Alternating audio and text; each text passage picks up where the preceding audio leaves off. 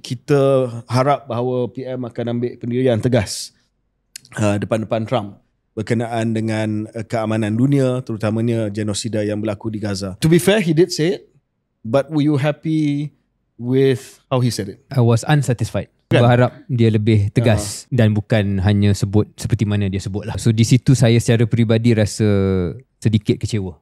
Especially after you dance with him. So if you've taken an L there, you might as well have gone for it a bit, right? Correct. Sebab saya tahu PMX boleh. In a way that was, cara yang Melayu lah. Jarum tu memang masuk.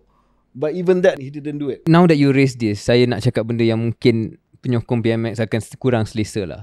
In part of me not surprised lagi je. Because while I wanted, saya mahukan dia buat. Tapi akhirnya bila tak berlaku, ketegasan tu tak timbul, saya macam kurang terkejut. Sebab I feel like dalam personality PMX dan dalam rekod dia jadi Perdana Menteri ni, dia sangat mahu keadaan yang mana dia disukai oleh pemimpin-pemimpin dunia. Dia suka apabila nampak dia gembira dan pemimpin dunia lain pun happy dengan dia. Kita pernah nampak gambar dia berjalan pimpin tangan dengan Modi, tarian dengan Trump.